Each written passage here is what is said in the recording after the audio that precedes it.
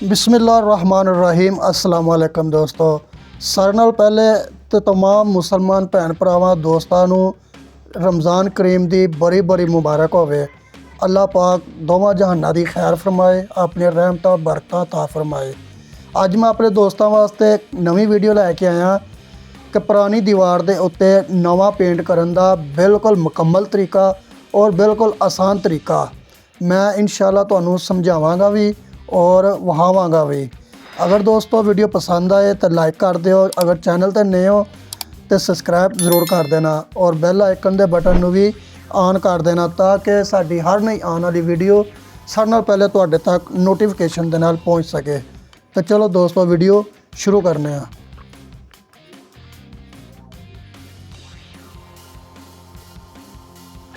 हाँ जी दोस्तों, तो यह वे साडी वो पुरानी दीवार जिन्हों असी हुण पेंट करके बिल्कुल नवा कर देंगे। ये वाहवा ही पुरानी दीवार सी है तो सीलिंग के पीस लवाए ने इन्होंने, डेकोर के पीस लवाए न, तो ये डेकोरेशन ही समझो कि दीवार के उत्ते की है। असी इनू हुण पेंट करके तो बिल्कुल इनू न्यू करांगे। बहुत ही पुराना और लोकल रंग लगा सी, इनू बहुत पुराना तो लोकल रंग लगा सी। असी सब तो पहले दीवार की छलाई करांगे, इनू चंगी तरह पत्रे की मदद दे नाल ते रेगमार दे नाल असी दीवार नू पहले अच्छे तरीके दे नाल इहदी सफाई करांगे। ये जिथों जिथों खराब है उन्होंने खरोचांगे ताकि आने वाले वक्त च ज़रा कुछ 8-10 साल कट जाए, खराब ना होवे। जिड्डी सोहनी सफाई ते मंजाई इहदी हो जाए ओडी देर पर रंग जरा उन्नी देर कटदा, ओडी मजबूती होंदी है। तो असी इनू चंगी तरह सोहने तरीके दे नाल इहदी सफाई करांगे, इनू कटाइयां करांगे, इहदियां मंजाइयां जिन्हों कहंदे न ओह करांगे और बिल्कुल अच्छे तरीके दे नाल इनू असी मांज देंगे फर्क है ताकि असी इस ते जदों रंग करिए वो ज़रा मजबूत हो जाए और कम से कम 8-10 साल टेंशन तो ना घरदे नूं रहेगी।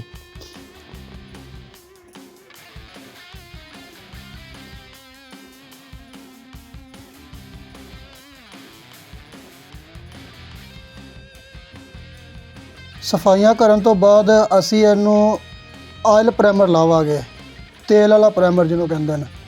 पानी वाला प्राइमर इस दीवार के उत्ते मजबूत नहीं रहना क्योंकि बहुत पुरानी दीवार है और बहुत ही खस्ता हालत हो गई है जी। इसलिए असी इनू ऑयल प्राइमर लावांगे जिन्हों तेल वाला प्राइमर कहंदे न। उहदी वजह वे कि दीवार नूं पिछों पानी पैंदा है और पिछले पासे प्लस्तर नहीं हुई है, इसलिए असी इनू ऑयल प्राइमर लावांगे ताकि इहदी होर ज़्यादा मजबूती हो जाए। जिहड़ी नमी आएगी वो ऑयल प्राइमर के पीछे रह जाएगी, ऑयल प्राइमर अगे नहीं आन देगा। ऑयल प्राइमर की बहुत मजबूती होंदी है, इस वजह तो असी इनू पहले ऑयल प्राइमर लावांगे और ऑयल प्राइमर ही लाना चाहिए। लोग पानी वाला प्राइमर ला के जान छुड़वा लेंदे न, नहीं ऑयल प्राइमर लाना चाहिए। खर्चा जरूर होंदा लेकिन कारीगर नूं करन वास्ते भी थोड़ी जी परेशानी जरूर होंदी है। अखां नूं चढ़दा, गले नूं पैंदा मिट्टी का तेल, इसलिए घट ही लोग ऑयल प्राइमर का मशवरा दिंदे न कारीगर हज़रात।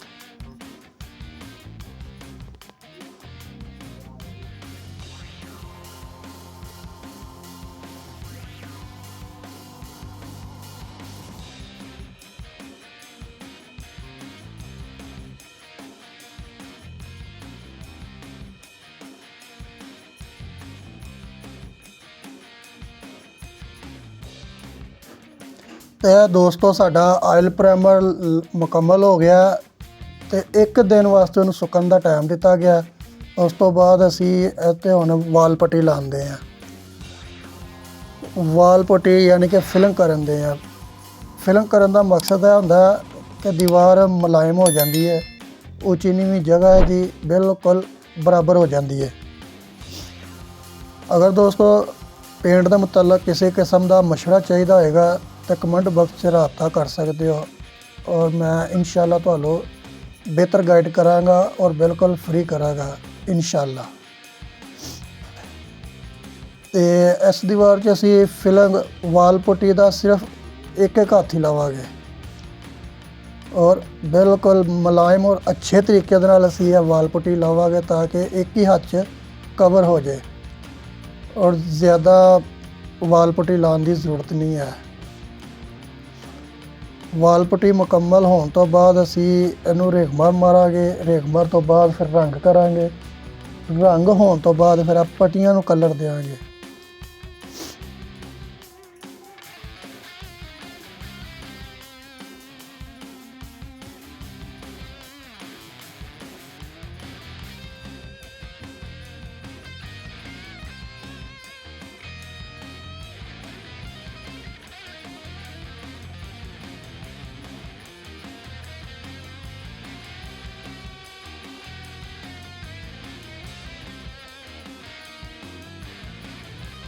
ਇਹ ਹੁਣ ਅਸੀਂ ਰੇਗਮਾਰ ਮਾਰਨ ਦੇ ਆ। 150 ਨੰਬਰ ਦਾ ਰੇਗਮਾਰ ਹੈ। 150 ਨੰਬਰ ਦਾ ਯਾਮਾ ਕੰਪਨੀ ਦਾ ਰੇਗਮਾਰ। ਅੱਛੇ ਤਰੀਕੇ ਨਾਲ ਇਹਨੂੰ ਘੁੱਟ ਕੇ ਨਹੀਂ ਮਾਰਨਾ, ਬੜੇ ਪਿਆਰ ਦੇ ਨਾਲ ਮਾਰਨਾ ਕਿ ਦੀਵਾਰ ਮੁਲਾਇਮ ਕਰੇ, ਸਿਰਫ ਵਾਲ ਪੁੱਟੀ ਚਰੇ ਔਰ ਦੀਵਾਰ ਨੂੰ ਨੁਕਸਾਨ ਨਾ ਹੋਵੇ। ਇਸ ਲਈ ਅਸੀਂ ਇਹਨੂੰ ਪੋਲਾ ਪੋਲਾ ਰੇਗਮਾਰ ਮਾਰਾਂਗੇ ਤਾਂ ਕਿ ਦੀਵਾਰ ਵਾਲ ਪੁੱਟੀ ਜਿਹੜੀ ਉਹ ਮੁਲਾਇਮ ਹੋ ਜਾਏ। ਵਾਲ ਪੁੱਟੀ ਦੀ ਜਿਹੜੀ ਬੁਰ ਵਗੈਰਾ ਉਹ ਝੜ ਜੇ ਔਰ ਦੀਵਾਰ ਮੁਲਾਇਮ ਹੋ ਜਾਏ। ਇਸੇ ਤਰ੍ਹਾਂ ਅਸੀਂ ਪੂਰੀ ਦੀਵਾਰ ਨੂੰ ਰੇਗਮਾਰ ਮਾਰਾਂਗੇ।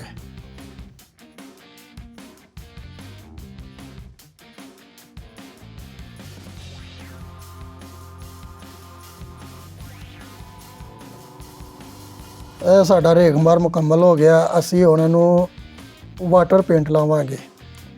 ਵਾਟਰ ਪੇਂਟ ਐਸ਼ ਵਾਈਟ ਕਲਰ ਪਸੰਦ ਕੀਤਾ, ਉਹਦੇ ਅਸੀਂ 3 ਕੋਟ ਲਾਵਾਂਗੇ। ਉਸ ਤੋਂ ਬਾਅਦ ਆ ਪੱਟੀਆਂ ਮੁਕੰਮਲ ਕਰਾਂਗੇ। ਇਹ ਜੀ ਬਰਾਈਟੋ ਦਾ ਐਸ਼ ਵਾਈਟ ਕਲਰ ਹੈ। ਇਹਦੇ 3 ਕੋਟ ਲਾਵਾਂਗੇ ਔਰ ਅੱਛੇ ਤਰੀਕੇ ਨਾਲ ਉਹਨੂੰ ਖੁਸ਼ਕ ਹੋਣ ਵਾਸਤੇ ਛੱਡ ਦਿਆਂਗੇ। ਫਿਰ ਉੱਤੇ ਮਜ਼ੀਦ ਇਹਨਾਂ 'ਤੇ ਕੋਟ ਲੱਗਣਗੇ 2 ਹੋਰ। ਫਿਰ ਮਜ਼ਬੂਤੀ ਵੀ ਬਣ ਜਾਂਦੀ ਹੈ ਅਤੇ ਫਿਨਿਸ਼ਿੰਗ ਵੀ ਜ਼ਿਆਦਾ ਆਉਂਦੀ ਹੈ, ਨਿਖਾਰ ਬਣ ਜਾਂਦਾ ਹੈ।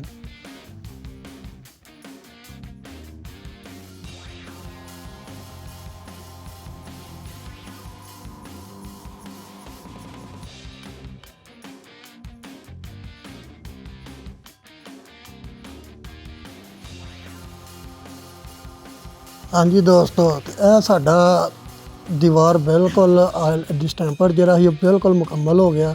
ਇਹ ਹੁਣ ਅਸੀਂ ਪੱਟੀਆਂ ਨੂੰ ਸਿਲਵਰ ਕਲਰ ਦੇਂਦੇ ਹਾਂ। ਸਿਲਵਰ ਕਲਰ ਦੀਆਂ ਪੱਟੀਆਂ ਲਾਉਂਦੇ ਹਾਂ। ਘਰ ਵਾਲਿਆਂ ਦੀ ਡਿਮਾਂਡ ਸੀ ਸਿਲਵਰ ਪੱਟੀਆਂ ਦੀ, ਤੇ ਮੇਰੇ ਖਿਆਲ ਦੇ ਮੁਤਾਬਕ ਸਿਲਵਰ ਕਲਰ ਸੋਹਣਾ ਨਹੀਂ ਲੱਗਾ। ਇਹਨੂੰ ਕਿਹੜਾ ਕਲਰ ਸੋਹਣਾ ਲੱਗਣਾ ਚਾਹੀਦਾ ਸੀ, ਕਮੈਂਟ ਬਾਕਸ 'ਚ ਲਾਜ਼ਮੀ ਆਪਣੀ ਰਾਏ ਜ਼ਰੂਰ ਦਿਓ।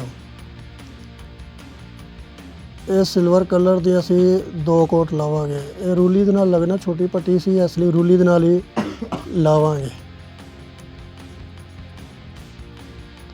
ਇਹ 2 ਕੋਟ ਲੱਗਣਗੇ ਤੇ ਇਹ ਦੀਵਾਰ ਜਿਹੜੀ ਹੈ ਬਿਲਕੁਲ ਮੁਕੰਮਲ ਤਿਆਰ ਹੋ ਜਾਏਗੀ।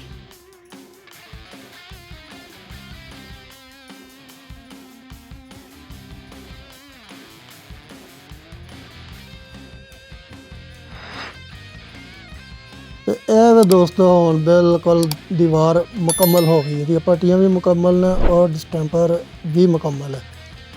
ਬਹੁਤ ਪਿਆਰੀ ਲੁੱਕ ਆਈ ਹੈ, ਬਹੁਤ ਖੂਬਸੂਰਤ ਲੱਗਣ ਦੇ ਹੈ।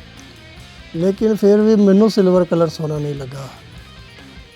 ਤੁਸੀਂ ਆਪਣੀ ਰਾਏ ਜ਼ਰੂਰ ਦੇਣੀ ਕਮੈਂਟ ਬਾਕਸ 'ਚ ਕਿ ਇਹਨੂੰ ਕਿਹੜਾ ਕਲਰ ਸੋਹਣਾ ਲੱਗਣਾ ਚਾਹੀਦਾ ਸੀ। Brown colour, red oxide colour, black charcoal, ਇਹ ਕਲਰ ਸੋਹਣੇ ਲੱਗਣੇ ਸਨ ਇਹਦੇ ਉੱਤੇ। ਦੋਸਤੋ, ਮੈਂ ਉਮੀਦ ਕਰਨਾ ਵੀਡੀਓ ਤੁਹਾਨੂੰ ਪਸੰਦ ਆਈ ਹੋਏਗੀ। ਅਗਰ ਪਸੰਦ ਆਈ ਤਾਂ ਪਿਆਰਾ ਜਿਹਾ ਕਮੈਂਟ ਜ਼ਰੂਰ ਕਰ ਦਿਓ। फिर मिलेंगे नवी वीडियो च। अपना ख्याल रखना, हमें दुआओं में याद रखना। अल्लाह हाफिज़।